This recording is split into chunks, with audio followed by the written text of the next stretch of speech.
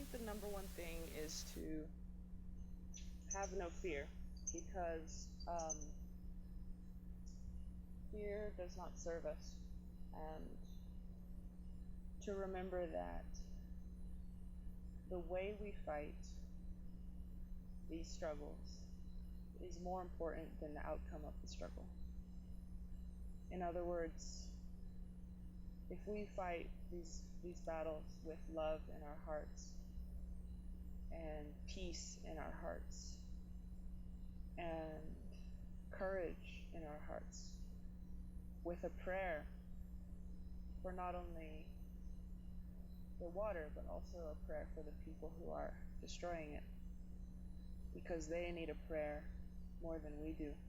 If you are, in a sense, eating your own umbilical cord that connects you to your mother, you need a prayer. You're very lost. And we probably all are doing that in some way or another, because we were born into this way of life that is not sustainable.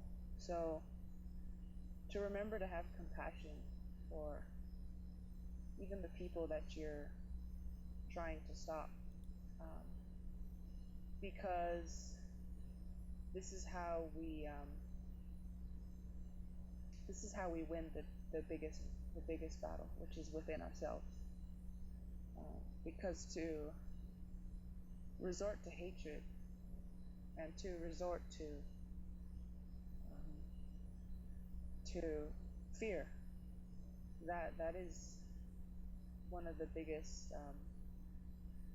that is losing the biggest battle, the eternal battle, the ultimate battle that we as spirits face. And so to remember that the way we fight is more important than the outcome. So that's the biggest lesson or message, I guess, I would share, that I've had to learn the hard way, And so just thanks to everyone for listening, and your prayers cannot be underestimated.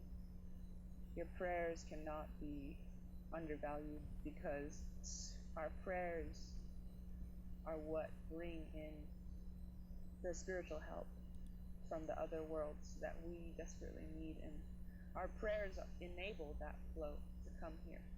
So keep your prayer open. It's like keeping the door open for all the loving spirits and angels, or whatever your culture calls them, to flood into this world and to help the people.